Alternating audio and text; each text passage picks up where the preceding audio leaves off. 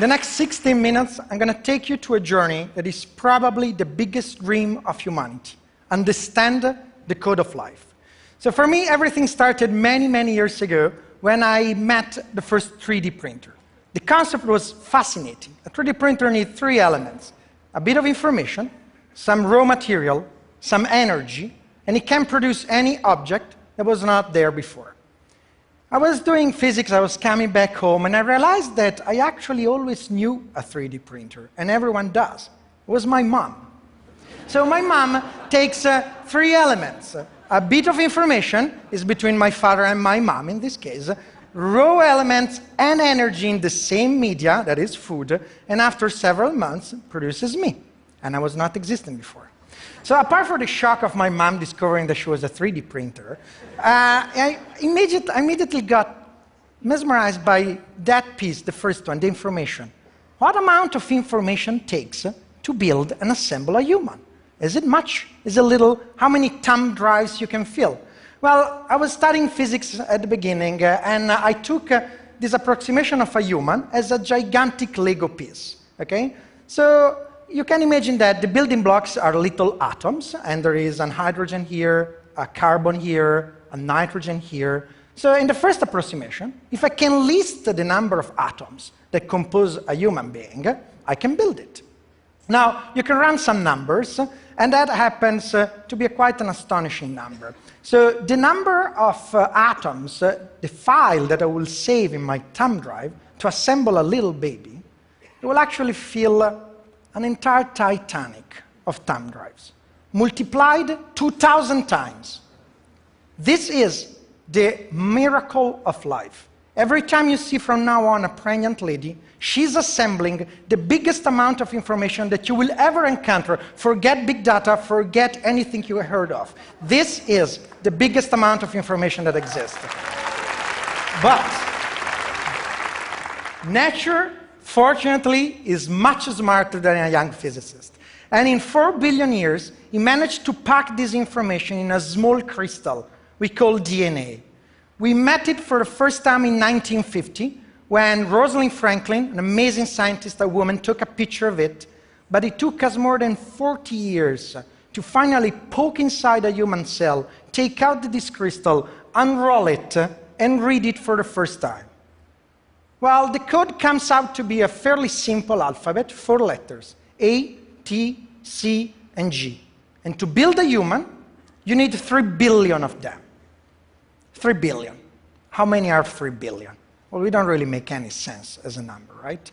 So I was thinking how I could explain myself better about how big and enormous is this code. But there is I'm going to have some help, and the best person that is going to help me to introduce you the code is actually the first man that's sequencing, Dr. Craig Venter. So welcome on stage, Dr. Craig Venter.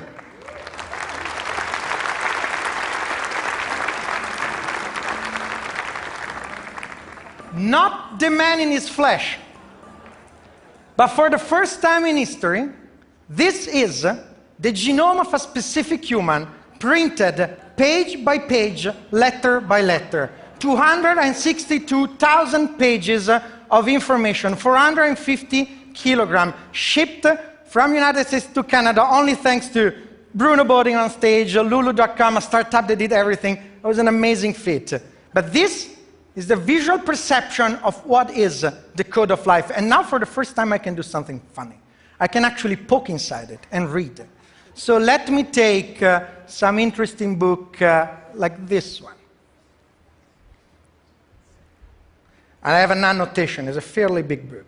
So just to let you see what is the code of life. Thousands and thousands and thousands and millions of letters that apparently make any sense. Let's get to a specific part. Let me read it to you. AAG, AAT, ATA. Well, to you sounds mute letters, but this sequence gives the color of the eyes to Craig. I'll show you another part of the book. It's actually a little more complicated. Chromosome 14, book 132. As you might expect.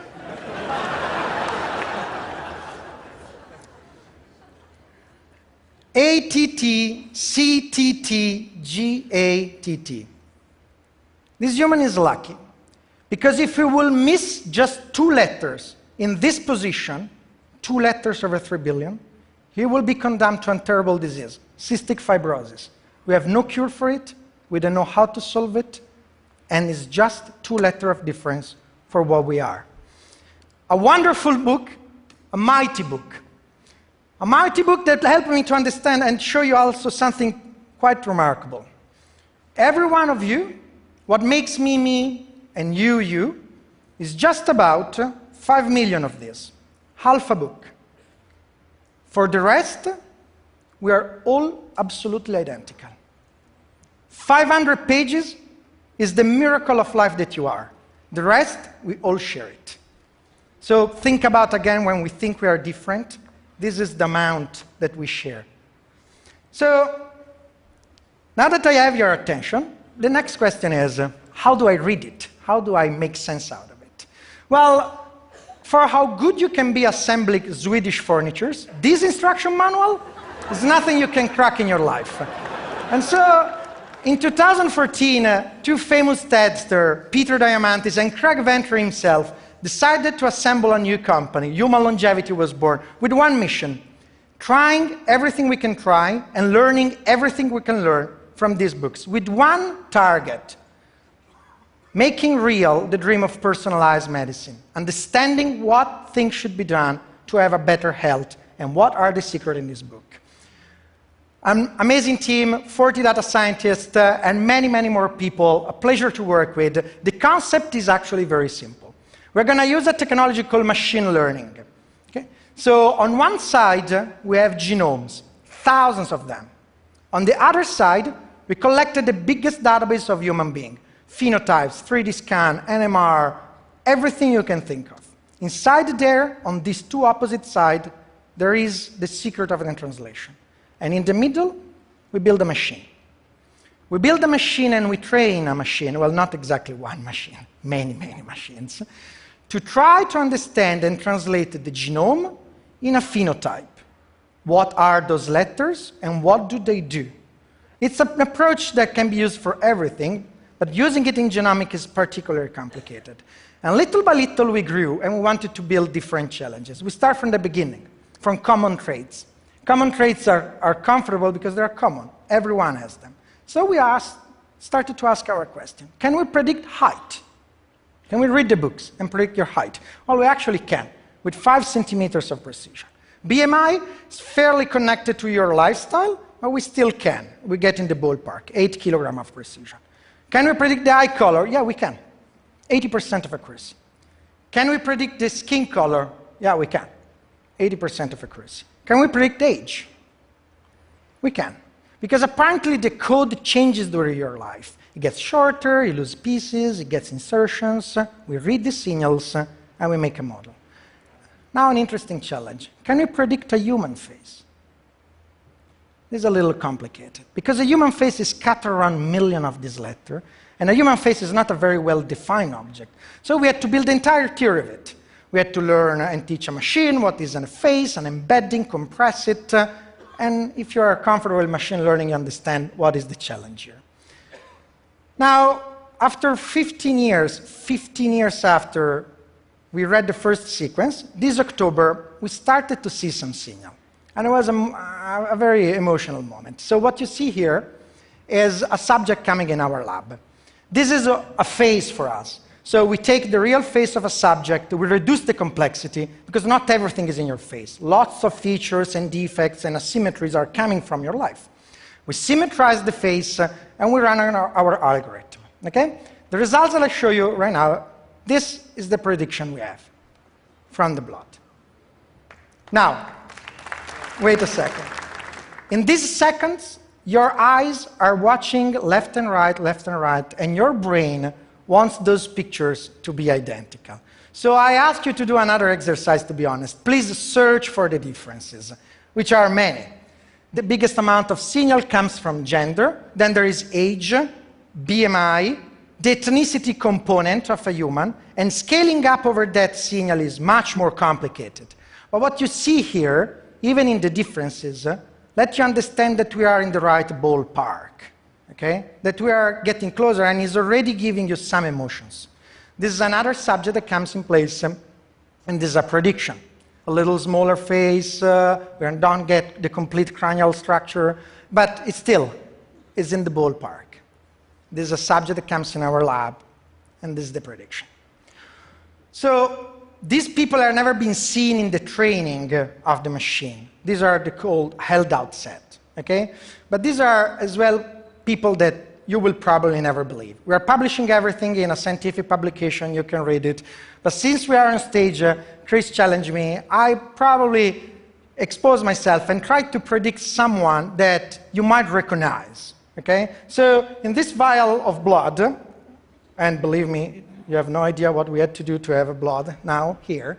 So in this vial of blood, there is the amount of biological information that we need to do a full genome sequence. We just need this amount.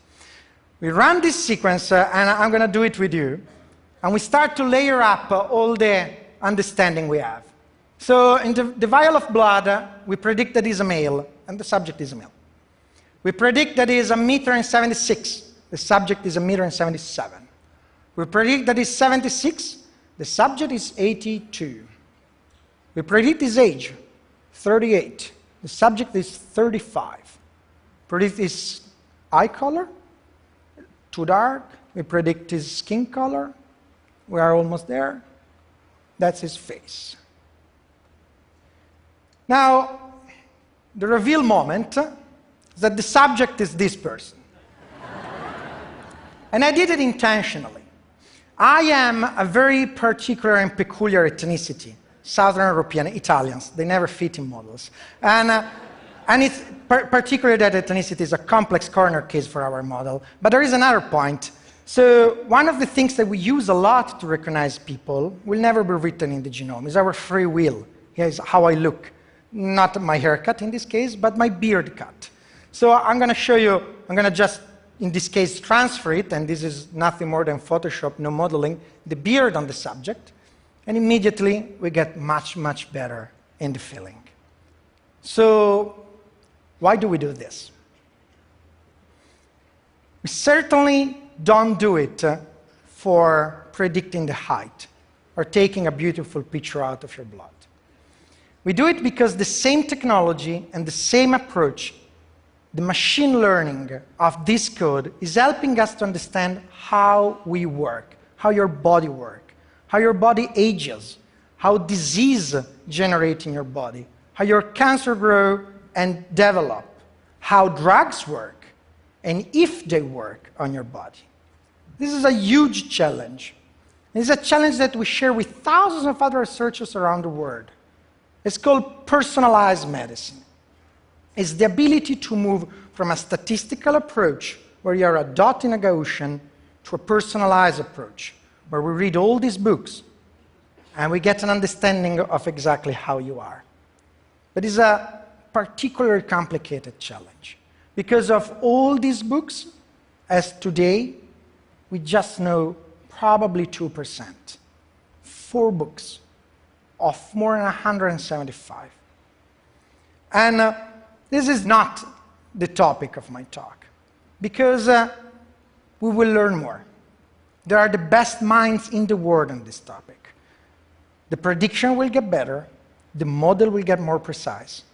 And the more we will learn, every time we will be confronted with decisions that we never had to face before, about life, about death, about parenting. So this conversation, and we are touching the very inner detail on how life works. And it's a revolution that cannot be confined in the domain of science or technology. This must be a global conversation. We must start to think the future we are building as a humanity. We need to interact with creatives, with artists, with philosophers, with politicians. Everyone is involved because it's the future of our species. Without fear, but with the understanding that the decisions that we will take in the next year will change the course of history. forever. Thank you.